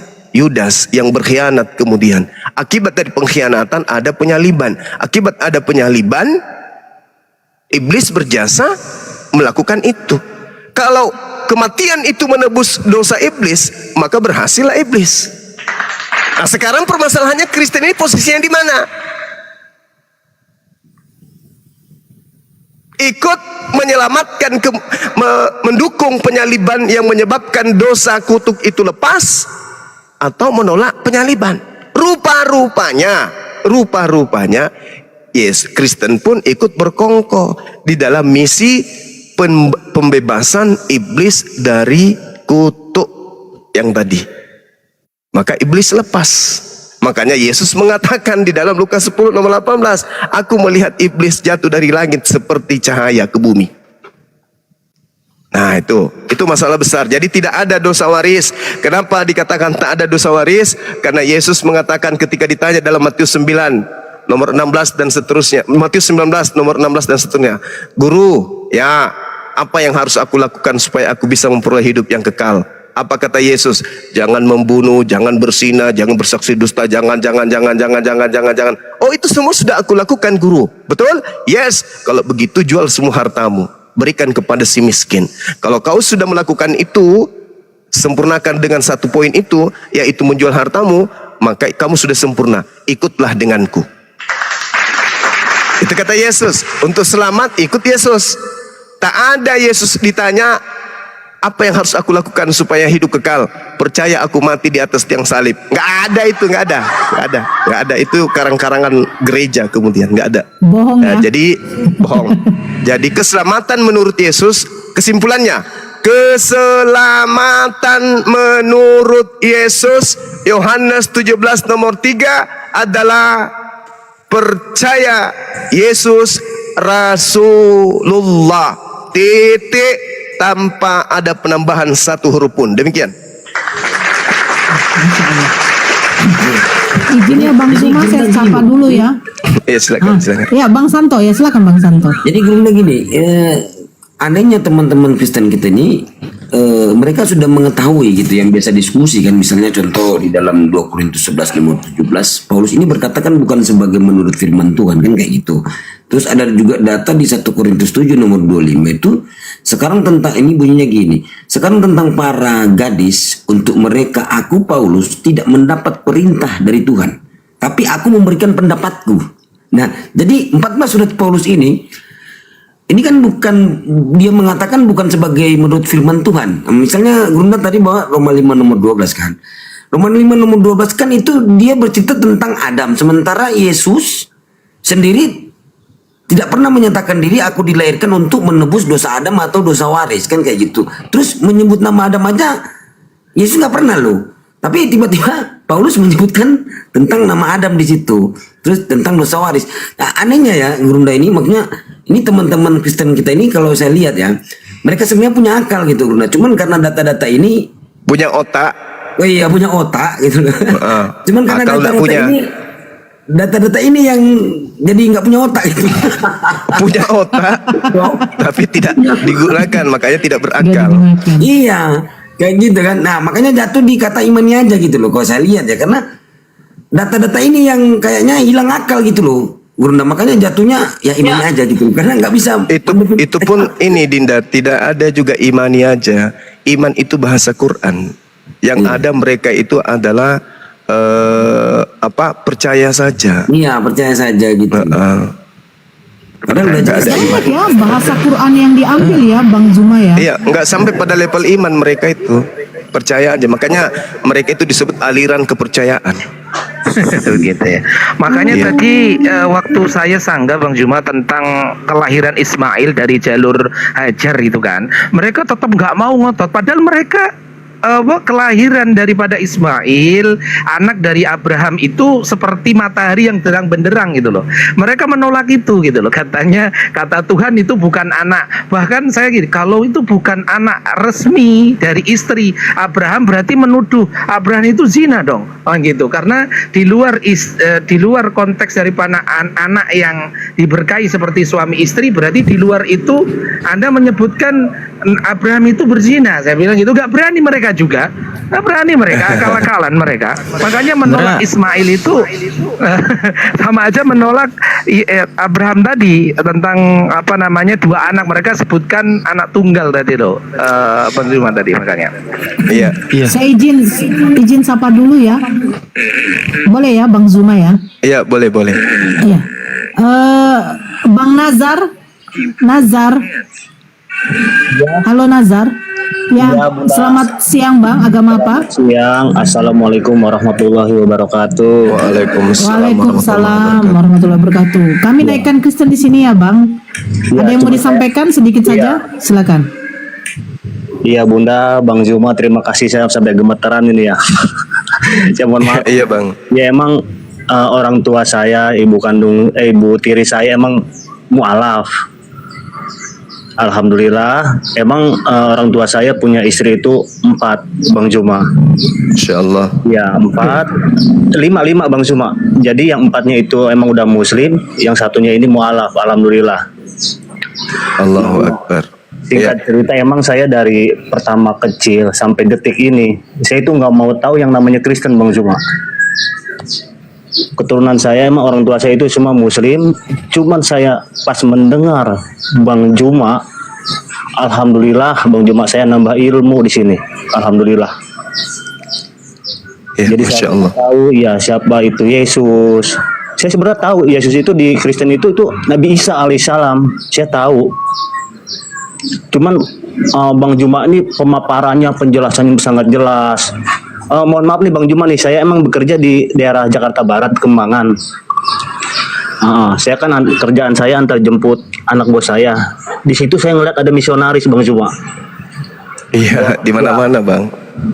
Dia bawa buku kitab itu tebal sekali, sekitar ada 2 tuh yang dia bawa. Namun saya pas kebenaran saya lagi bawa bos saya. Andai kata saya nggak bawa bos saya, akan saya hampiri Bang Juma. Wawasan saya memang dulu itu nggak tahu apa-apa. Cuman pas dengar dari Bang Juma bla bla bla bla bla, nyangkut semua ke saya, otak saya Bang Juma. Pengen saya sampai. Alhamdulillah. Iya. Iya, Masya Allah. Iya, makasih Bang. Ya, alhamdulillah. Oke, sip. Ya, Saya sudah antarkan bos Ya, saya. Bang Nazar, ada yang mau diapa lagi biar kita lanjut untuk diskusi nih karena ada Kristen di sini. Oh yaudah. Ya, maaf ya, Bang Nazar. Bang Juma, Maaf sehat-sehat kalau nggak ada selalu. Kristen nggak Iya, masalah. amin. Abang juga. Terus, Pak. Ya Bunda Nora ya, sehat semua apologet Islam, alhamdulillah. Amin, Iya. Masya Allah. Terima kasih Bang Bang Nazar. Juma, Bunda Nora. Iya. Siap. Ya, Kasih. assalamualaikum warahmatullahi wabarakatuh. Waalaikumsalam Waalaikumsalam warahmatullahi warahmatullahi wabarakatuh. Ya, ikhtiar duha. Ini dari kemarin-kemarin nih di sini. Mohon maaf saya turunkan saja. Iya, oke. Ya, silakan duha. Silakan duha. Tadi kamu mau apa katanya kan? Silakan. Itu ada Bang Juma. Ya, selamat siang ya. Selamat siang semuanya ya. Ya, terutama kepada Bang Juma, selamat siang Bang Juma. Siang Bang, siang. Ya, saya tertarik dengan tema ini Kristen penyembah Lucifer ini Bang Juma. Iya. Ya, apa benar begitu ya Bang Juma? Kalau saya katakan benar Bang, nggak diragukan itu Bang. Karena Yesus mengatakan apa Bang? Dalam Matius 21 Lukas 21 nomor 8. Waspadalah kepada penyesat yang datang kepadamu dengan memakai namaku dan berkata, akulah dia. Oke, baik. Ya, silakan. Oke. Kalau ayat itu ya Bang Juma ya, sebelum saya menetapkan suatu pertanyaan yang mengenai ayat itu kalau menurut keimanan kami dalam kekristenan itu mengacu kepada nabi palsu ya Bang Juma ya. Iya, betul. Oke, baik. Betul. Bang Juma juga sudah tahu tentang hal itu. Jadi begini Bang Juma. Kalau sesuai dengan tema yang saya tertarik ini Kristen penyembah Lucifer ini Bang Juma, begini, yang setahu saya mau di perjanjian lama di situ Tuhan langsung turun kepada para nabi untuk menyampaikan firman-Nya, betul Bang Juma? Salah itu. Coba Anda baca Keluaran 33 nomor 20. Tidak ada manusia yang pernah bertemu Tuhan dapat hidup. Siapa nabi yang mati setelah bertemu Tuhan? Siapa? Oh gitu. Iya. Atau kasih itu, contoh deh. Kasih satu contoh siapa nabi yang pernah bertemu Tuhan? Siapa? Ya, oke. Si Musa itu Bang di Gunung Sinai dia menerima itu ya 10 perintah itu jumpa melalui Tuhan. Oke. Abang punya Bible di situ? Kebetulan saya tidak sedang memegang Bible. Oke, baik. Yang dibawa dengarkan. Di dalam Kisah Para Rasul 7 ya, jelas sekali diterangkan di sana bahwasanya Nabi Musa menerima kemudian hukum Taurat itu melalui para malaikat. Data nomor 35-nya kita baca. Musa ini yang telah mereka tolak mengatakan begini, siapakah yang mengangkat engkau menjadi pemimpin dan hakim? Musa ini yang sudah telah diutus oleh Allah sebagai pemimpin dan penyelamat oleh malaikat yang telah menampakkan dirinya di semak duri. 1. Nomor 38. Musa inilah yang menjadi pengantara di sidang jemaah di padang gurun di antara malaikat yang berfirman kepadanya di gunung Sinai. 2. Nomor 53. Kamu telah menerima hukum Taurat yang disampaikan oleh malaikat kepada Nabi Musa, akan tetapi kamu tidak menurutinya. Itu udah cukup. Bahwa bukan Tuhan yang datang kepada Nabi Musa, tapi malah Elohim, malaikat Elohim. Demikian. Gugur Bang, gugur. Ya, lanjut. Begini Bang. Ya, silakan. Kita tadi itu Kisah Para Rasul itu kan adanya di Perjanjian Baru. Jadi kita tadi salah. Perjanjian Lama ini Bang. Ini salah. Kisah para Rasul salah. Paulus salah. Sabar dulu, konfirmasi dulu. Lukas ini salah nih. Kita sedang membahas perjanjian Iya, lama. ini kan perkataan Lukas salah berarti. Lukas bilang malaikat, perantaran malaikat. Gimana sih? Dulu kawan, ya. Iya, jadi yang benar itu PL atau Lukas? Yang Simpel jelas aja. Keluaran 33 nomor 20 coba baca Bang. Di mana? Keluaran 33 nomor 20. Ya dibacain aja Bang, cuma minta tolong soalnya saya tidak Tuhan Nih, Alfi berfirman. baca ini. Ya silakan deh, silakan. Keluaran 33 butir 20. Iya. Firmannya lagi, engkau tidak dapat melihat wajahku, sebab tidak mungkin manusia melihat aku dapat hidup. Berarti tak ada nabi yang bertemu langsung dengan Tuhan, itu nggak ada. Ini tadi Bang Juma, menurut Bang Juma yang berjumpa dengan Musa di atas Gunung Sinai itu yang memberikan 10 perintah itu Tuhan atau siapa Bang Juma? Itu malaikat Tuhan Malaikat, yang ya? memberi firman melalui malaikat. Oke, lalu bagaimana dengan yang menampakkan diri kepada Abraham berkali-kali itu Bang Juma? Itu malaikat juga? Itu juga malaikat. Oh, itu gitu. juga malaikat. Oh, berarti Tuhan tidak pernah menampakkan dirinya. Tidak pernah menyatakan diri langsung. Coba Anda lihat di dalam Kejadian 22 nomor 11. Adinda Alfi boleh dibaca deh. Di mana tadi, Bang? Kejadian 22 nomor 11. Kejadian 22 11. Bentar ya Bang. Kejadian 22 11. Namun berserulah malaikat Tuhan dari langit kepadanya, Abraham, Abraham, sautnya. Ya Tuhan. Ya Tuhan. Berarti yang dipanggil Tuhan di sini siapa? Malach Elohim, malaikat Tuhan. Nah, gitu sederhana sebenarnya. Cuman saudara Kristen ini kenyang dengan doktrin dogma. Tapi kalau mereka belajar tentang Bible itu sendiri, maka mereka akan sampai pada poin kebenaran. Ya, silakan. Gugur ya, Gugur. Silakan. Ada lagi? Ini Bang Juma, ya. Menurut Bang Juma, Tuhan yang di Perjanjian Lama itu serupa atau segambar dengan manusia atau tidak, Bang Juma? Tidak sama sekali. Ya. Coba kita coba buka ayat Kejadian 3. Silakan. Kejadian 3 ayatnya nomor 22. Coba dulu siapa teman yang bisa buka, minta tolong. Iya, silakan. Kejadian 3 nomor 22. Berfirmanlah Hashem Elohim, sesungguhnya manusia telah menjadi seperti salah satu dari kita, tahu tentang yang baik dan yang jahat. Sekarang jangan sampai ia mengulurkan tangannya dan mengambil pula buah dari pohon kehidupan itu, memakannya dan hidup untuk selama-lamanya. Lalu? Ya, apa itu Bang? Ya, begini Bang Juma, ya. Di situ manusia udah menjadi salah satu bagian daripada Tuhan itu, betul?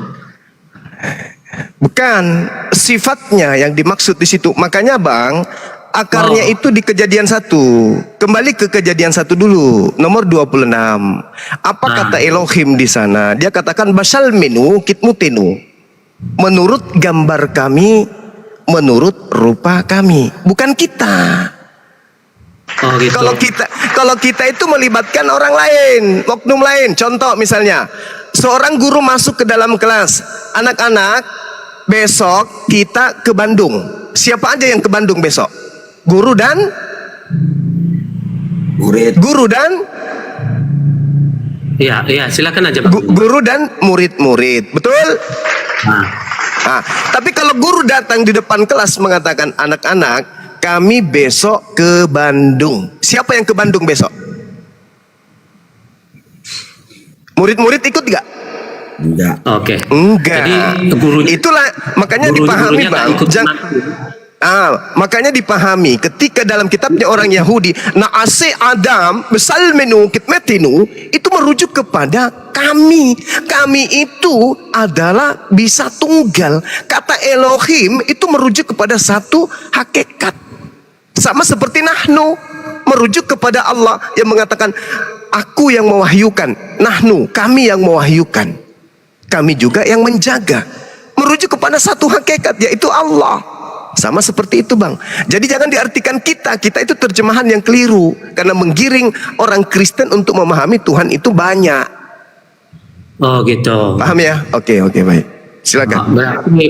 Berarti udah dengan adanya juga kejadian 1 ayat yang ke-27 itu segambar dan serupa dengan manusia, itu berarti Tuhan ini dia tidak seperti manusia pada umumnya ya, tidak segambar dengan manusia. Yang dimaksud di situ, jadi gini Bang. Isin 1 menit, maksimal 2 menit. Isin. Ketika Nora coba mute ini Rasmi kamu mute dulu. Ya. Ketika Tuhan mengatakan, "Na'ase kami membuat Adam manusia atau laki-laki besal menu menurut gambar kami." Ketentenu menurut rupa kami.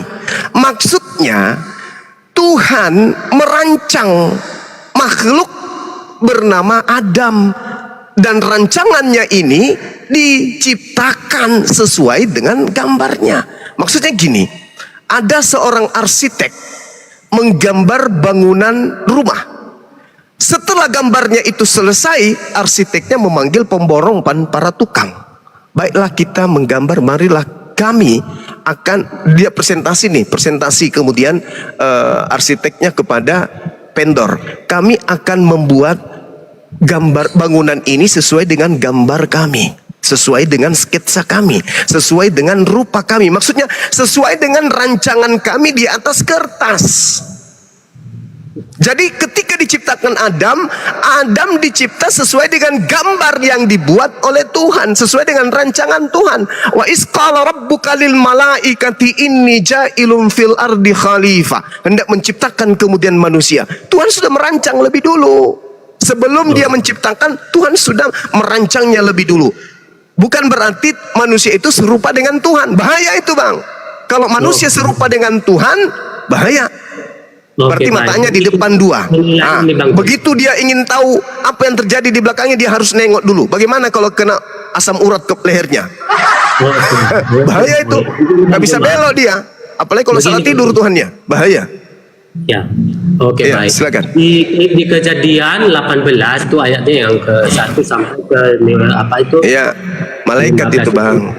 Ya, Itu malaikat. malaikat di sana itu bisa makan dan minum Bang Juma. Jadi menurut Bang Juma, apakah mustahil bagi Tuhan untuk melakukan lebih dari itu, dari malaikat-malaikat itu Juma bisa makan dan minum di situ? Saudaraku, Ya, mustahil nggak bagi Tuhan? Yang bagi Tuhan itu mustahil Bang. Mustahil bagi Tuhan itu. Tuhannya ya. Kenapa? Malaikat lebih berkuasa daripada Tuhan ya. Oh bukan. Mustahil bagi Tuhan melakukan lebih dari itu. Sekarang kalau begitu, menurut saudara, kalau Anda mensifati Tuhan dengan kayak begitu, berarti bagi Anda, Tuhan Anda bisa menjadi kecoa. Jangan Anda batasi Tuhan Anda. Suka-suka Tuhan, kita tidak bisa bagus. Ketika Tuhan Anda menjadi kecoa, apakah dia masih Tuhan? Ketika dia ada kepentingan kepada kecoa itu Bang Juma, bisa saja dia jadi kecoa. Nah, kalau Tuhan Anda menjadi kecoa, Tuhan Anda menjadi kecoa, berarti dia kecoa kan saat itu? Bukan Misalnya Tuhan kan? kamu itu kecoa Bang Juma, habis itu Tuhan itu turun menjadi kecoa sama seperti Juma, yaitu Bang, saya kecoa. katakan, kalau Tuhan Anda menjadi kecoa, berarti dia kecoa kan? Iya, kalau misalnya Juma itu kecoa, Kalau bisa jadi Tuhan kecoa. Anda adalah, kalau Tuhan Anda adalah kecoa, Bang, kalau Tuhan Anda adalah kecoa, habis itu kupijak, mati nggak Tuhan Anda? Begini Bang Juma, jawab aja. Loh, Anda mensifatkan Tuhan Anda dengan kecoa. Jadi ketika kemudian Tuhan Anda, saya tidak tahu nih bahwa kecoa yang ada di rumah saya ini ternyata adalah Tuhan Anda. Tiba-tiba saya pukul pakai sapu lidi, plak, mati. Tuhan Anda mati nggak? Mati. Nah, mati. Innalillahi wa inna ilaihi rajiun. Telah berpulang Tuhannya saudara kita ini dalam bentuk kecoa. Ya, mohon beri saya Bang. Tidak bisa Bang. Tuhan itu tidak bisa disifati dengan sifat makhluk. Makanya baca dalil. Yesaya 45 nomor 5 nomor 6, Yesaya 46 nomor 5. Tidak ada Tuhan yang serupa dengan makhluk, itu tak ada. Yeremia 10 nomor 6. Tuhan tidak serupa dengan makhluk. Titik. Ya, mohon beri Silakan. Jadi udah lari lagi ya, kita pindah lagi. Enggak. Ini mohon beri Yang lain jawaban. sabar, ikuti aja maunya. Ya, silakan. Apakah itu mustahil bagi Tuhan untuk menjadi lebih dari malaikat itu bisa makan dan minum, Bang Juma? Mustahil tak? Saya bilang kepada saudara, mustahil Tuhan itu berubah menjadi bukan Tuhan. Oke, La haula wala quwata illa billah. Jika mustahil bagi Tuhan, Bang Juma, Tuhan itu masih maha kuasa atau tidak, Bang Juma? Tuhan ketika menjadi malaikat itu bukan Tuhan, itu malaikat. Itu yang saya tanya, Bang Juma. Gimana ini? Yang saya tanya, ya, apakah malaikat ini lebih hebat daripada Tuhan? Tidaklah. Justru karena itu Tuhan tidak bisa turun level jadi malaikat. Karena malaikat itu punya kelemahan. Malaikat itu makhluk, tidak maha tahu, tidak maha kuasa, tidak maha perkasa, tidak maha pencipta. Makanya Tuhan tidak bisa turun level. Sekarang saya tanya balik, Abang, sekarang saya tanya balik, Bang. Sedikit aja, Bang. Abang, sedikit aja, Bang. Oke. Tuhan itu maha kuasanya kekal atau tidak? Maha kuasanya kekal lah, Bang. Kekal. Berarti kalau kekal dia tidak pernah berhenti menjadi tidak maha kuasa, betul? Ya. Kalau dia menjadi malaikat, apakah dia masih maha kuasa? Apakah kuasanya itu menghilang? Tetap tidak. Mati meja. Lucu abang ini. Malaikat itu, saya ulang. Malaikat itu level Tuhan atau level makhluk? Itu misalnya dia masuk dengar dulu. Dia masuk dengan level makhluk. Apakah kuasanya itu menghilang, Bang Juma? Loh, dia masuk level makhluk, Bang. Ya, seandainya saya contoh. Anda jadi ayam misalnya. Anda jadi ayam. Saya tanya dulu. Ini, Anda jadi ayam, apakah Anda masih bisa main piano? Kutanya dulu. Apakah Anda masih bisa tiup seruling kalau Anda jadi ayam? Karena Anda sudah turun level. Sekarang mungkin kalau ada keinginan saya untuk menyelamatkan ayam-ayam itu, saya bisa jadi ayam. Karena saya ada keinginan saya bisa selamatkan ayamnya. Kalau misalnya dalam rupa ayam, Tuhan itu menjadi dalam rupa ayam juga. Tuhan itu, Abang, Tuhan itu maha kuasa. Untuk menyelamatkan ayam tidak perlu dia jadi ayam. Itu dongeng. Untuk menyelamatkan manusia dia tidak perlu jadi manusia. Kalau mau menyelamatkan asu, jadi dia jadi asu gitu. Tuhan jangan fitnah gitu dong. Abang, alam semesta ini, keberlangsungan kehidupan alam semesta ini butuh keseimbangan. Yang menyeimbangkan kehidupan alam semesta itu Tuhan. Ibaratkan pilot nih, Bang, pilot. Ketika pesawat terbang berada di atas, pilot itu yang pegang kendali untuk menjaga kestabilan pesawat. Tiba-tiba pilot itu berubah menjadi ayam. Apa yang terjadi dengan pesawat, Bang? Bang. Belum tentu Abang, pilotnya kebetulan Anda duduk di belakang pilot nih, duduk sambil dengar musik, tiba-tiba pilotnya berubah menjadi ayam di depan Abang. Dia tidak bisa pegang kendali, dia nggak bisa tekan tombol. Apa yang terjadi dengan alam semesta ini kalau Tuhannya menjadi kayak begitu? Belum tentu di waktu yang bersamaan. Bersamaan ya.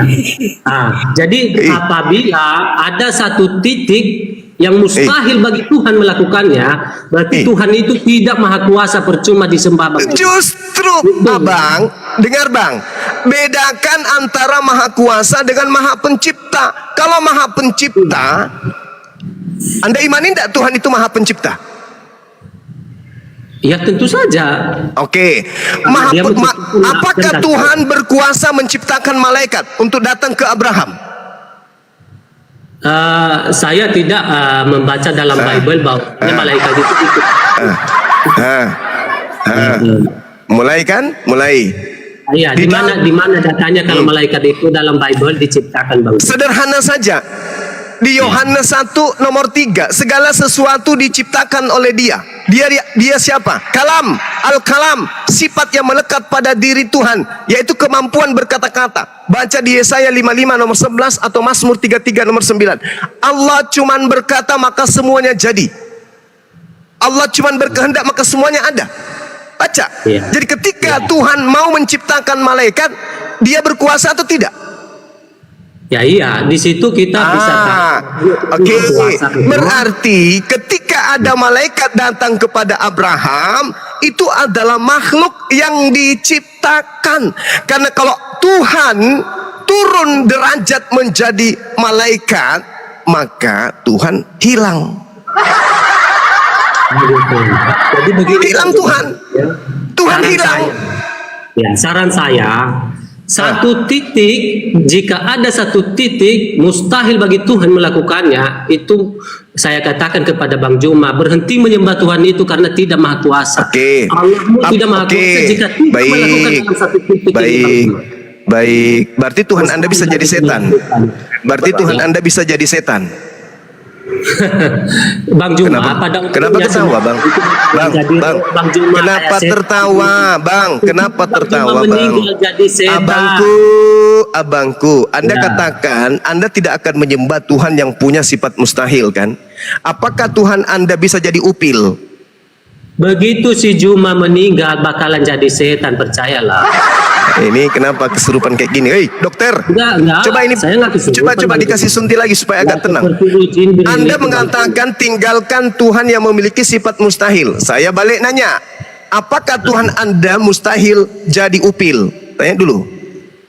Jadi upil kayak mana? Apa keinginannya ingin jadi upil, Bang Juma?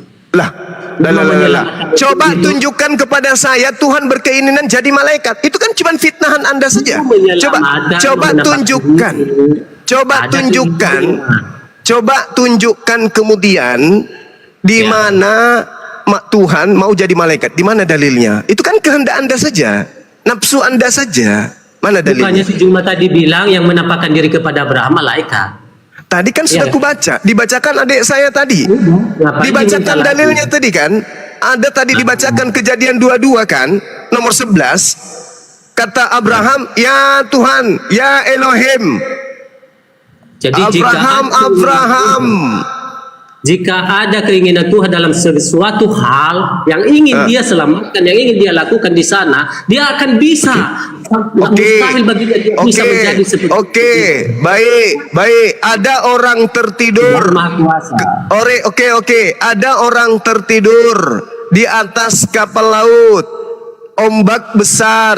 Kalau dia tidak terbangun, orang ini bisa jatuh ke laut. Maka Tuhan ingin menolongnya. Tuhanmu datang dalam bentuk upil, menutupi lubang hidungnya. Napasnya tersendat, orang itu terbangun, selamatlah dia dari jatuh. Maka dia tidak jadi korban tenggelam di laut. Bisa Tuhanmu jadi kayak gitu, jadi upil untuk menyelamatkan orang tadi? Bisa?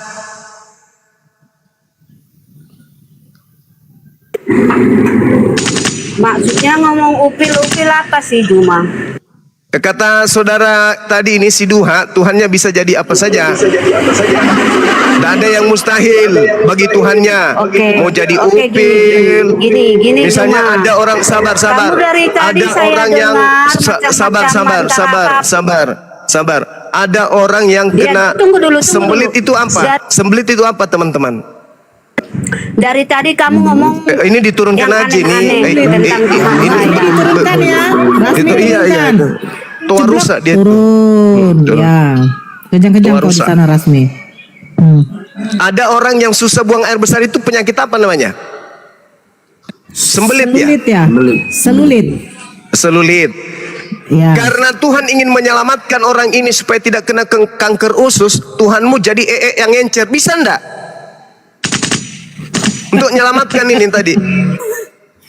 Kan nya mengeras tuh, dia kena diare awalnya. Habis itu dia minum Kombantrin 2 papan.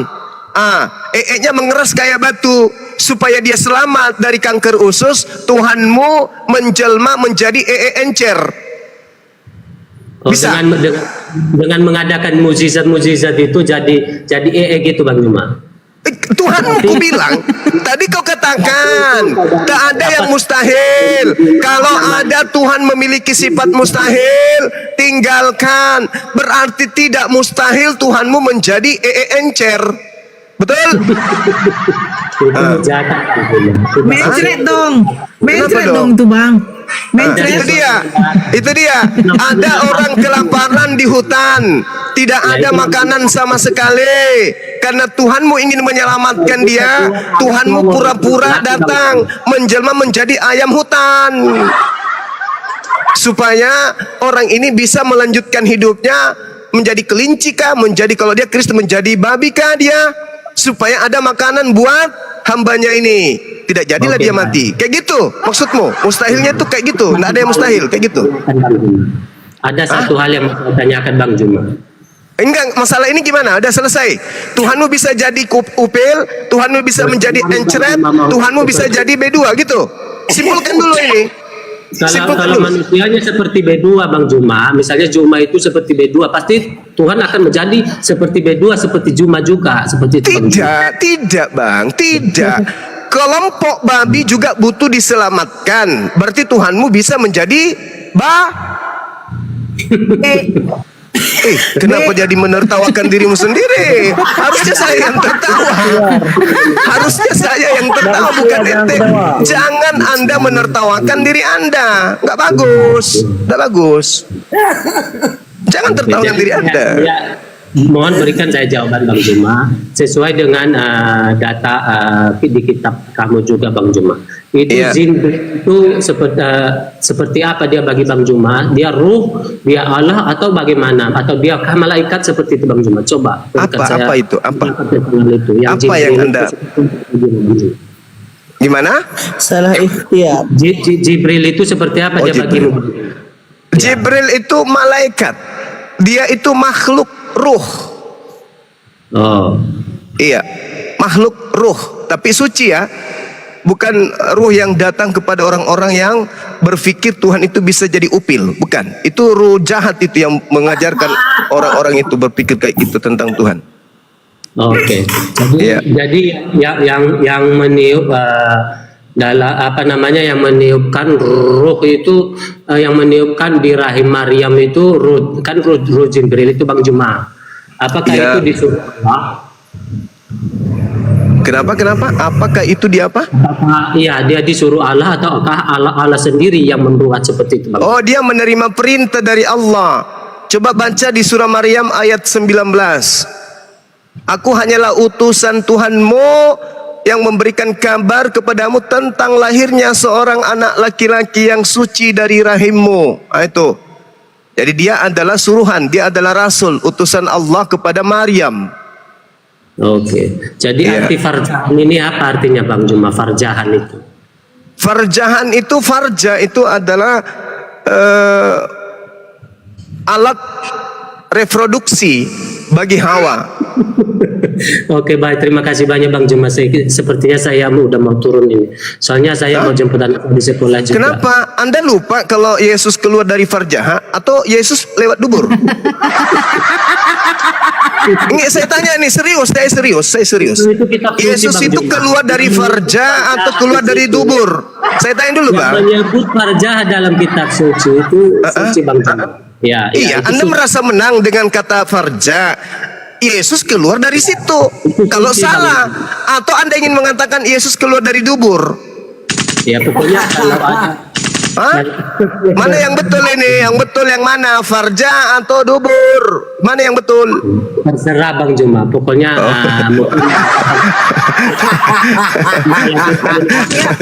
dia memframing itu Bang Juma. Dia mau mengatakan di dalam Al-Quran kok ada kata-kata kayak gitu loh Bang.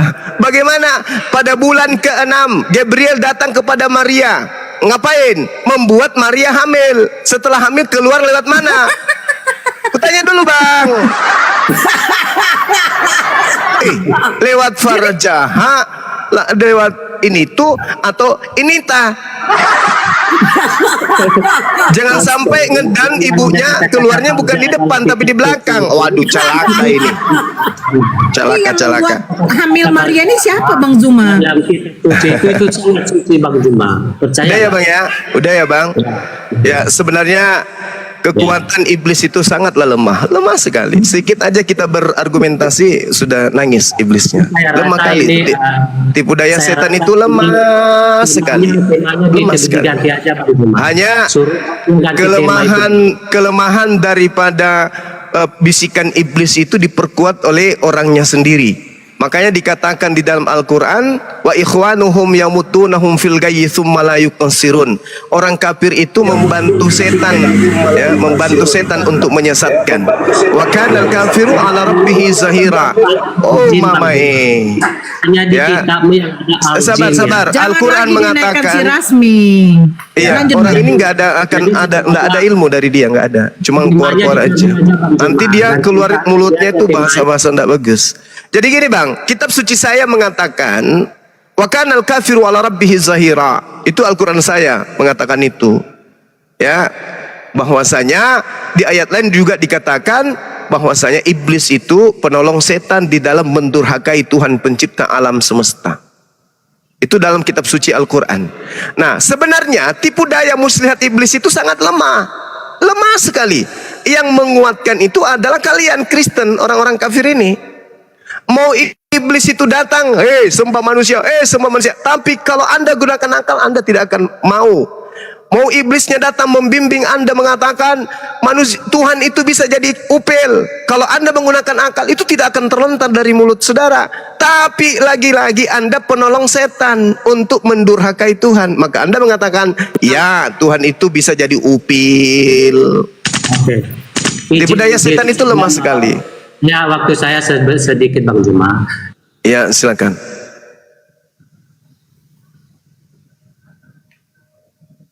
Di tempat saya sedikit lagi zuhur ya teman-teman. Maha kuasa tapi banyak yang mustahil baginya. Jadi ini Bang Zuma, saya akan menyimpan hal itu. Mungkin ini bisa kita lanjutkan di lain waktu. Oke.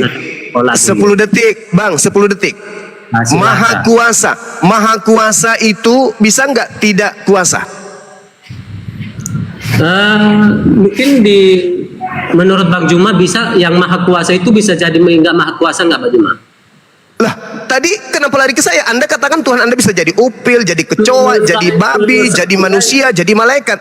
Berarti yang maha kuasa, dengar, berarti Anda memaknai maha kuasa itu artinya bisa menjadi tidak maha kuasa. Buktinya, dia bisa jadi malaikat, bisa jadi apa saja, bisa jadi apa saja. Berarti yang maha kuasa ini bisa menjadi tidak maha kuasa. Sebab ketika yang maha kuasa ini Anda katakan bisa menjadi manusia, lihat Yesus. Yesus kesini, kau duduk depan saya sekarang. Ya. Kenapa Bang Zuma? Yesus, kalau aku lemparkan kemudian batu sebesar ember kepala kau, pecah nggak kepala kau? Ya pecahlah Bang. Tuh, berarti Tuhanmu yang maha kuasa bisa menjadi tidak maha kuasa. Gitu. Yesus, mau nggak kau lomba lari dengan saya? Ayo, cepat-cepatan kita lari. Mau nggak? Nggak bisa dia lawan saya lomba lari, nggak bisa.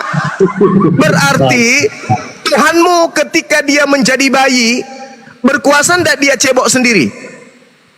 Bang, jangan tertawakan diri abang lah. Yesus Tuhanmu ketika menjadi bayi cebok dirinya saja tak sanggup, berarti yang maha kuasa berubah menjadi tidak maha kuasa. Itulah Tuhannya Kristen. Mana ayatnya yang mengatakan dia cebok mampu Bang? Ada nggak? Nggak bisa. Saya tanya saudara, benar enggak Yesus itu pernah jadi bayi? Tentu saja itu pada saat dia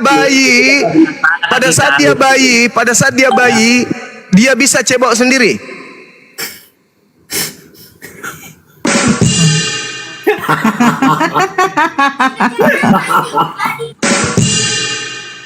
Ya.